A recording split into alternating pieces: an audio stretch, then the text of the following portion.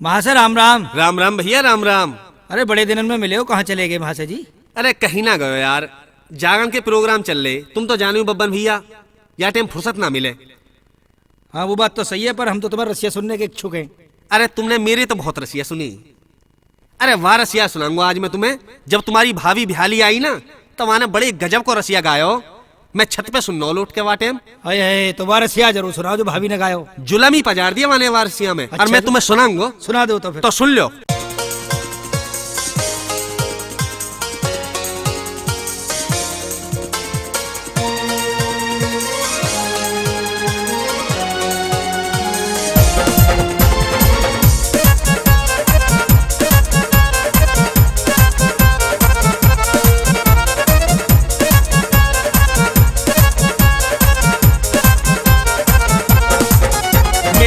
कट्टे धरे अमरूद मसाले, चौना लायो दारी के मन बस गोजी जा सारी के। मेरे कट्टे धरे अमरूद मसाले, चौना लायो दारी के मन बस गोजी जा सारी के।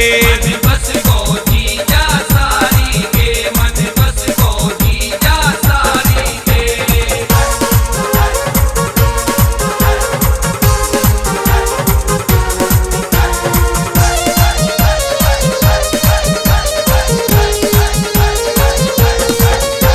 शहर बनारस जाते हो, तुम शहर बनारस जाते हो, शहर बनारस जाते हो। और नई नई साड़ी लाते हो, और नई नई साड़ी लाते हो। साड़ी निके लगा दिए ढेर के लहंगा, चौना लायो तारी के मन बस गोजी जा सारी के। मेरे कट्टे धरे अमरूद मसाले, चौना लायो तारी के मन बस गोजी जा सारी के।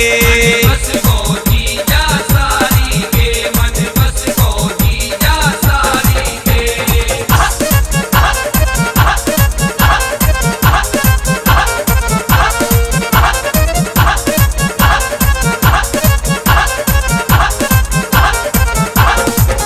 तुम शहर अलीगढ़ जाते हो,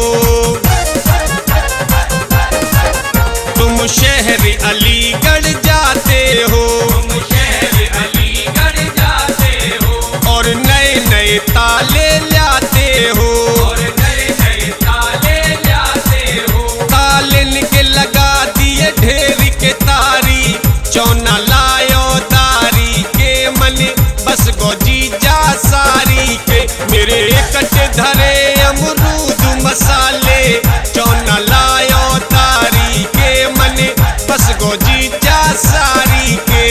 बस गोजी जा सारी के मन बस गोजी जा सारी के।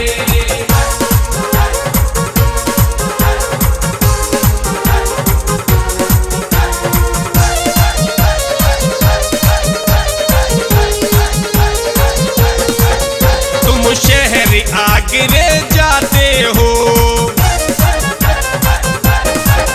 तुम शहर आगरे जाते हो, तुम शहर आगरे जाते हो। और नए नए जेवर लाते हो, और नए नए जेवर लाते हो। जेवर के लगा दिए ढेर के बाली, चौना लायो तारी के मन बस गोजी जा सारी के। मेरे कट्टे धरे अमरूद मसाले, चौना लायो तारी के मन बस गोजी जा सारी के।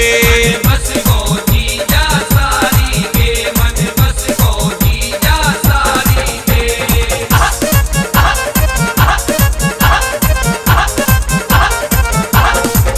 तुम गांव सरदार नगर जाते हो, तुम गांव सरदार नगर जाते हो,